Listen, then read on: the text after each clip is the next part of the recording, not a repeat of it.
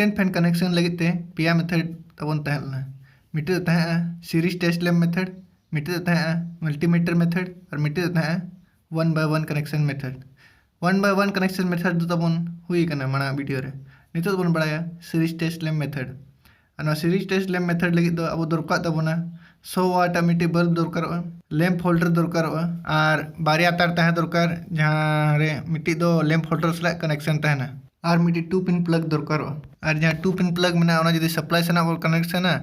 और जहाँ मुचाद रे जहाँ तार सारे जुदी बन जॉइंटा एनखान जहाँ बल्ब तबन मेना जुलुआ और नवा तबन हुईना सीरीज टेस्ट लैम्प इन पर अब जहाँ स्टैंड फैन तबन मेना जहाँ पेया तार उडोकवा उनारे मिट्टी मिट्टी रे जॉइंट करते लैम्प बन जुल गया जे ओकारे जस्ती जुलुकना ओकारे कम जुलुकना एखा जहाँ रे शक्तो कम जुलुकना एखा बन ठीक है जे ओना दो स्टार्टिंग वाइंडिंग कना और मिट्टी दो कना रनिंग वाइंडिंग और जहाँ बाकी जहाँ सारेजना उनकिन बाद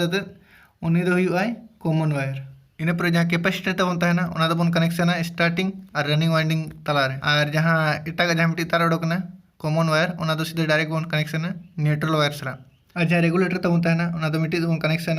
रनिंग वाइंडिंग सला और मिट्टी बन कनेक्शन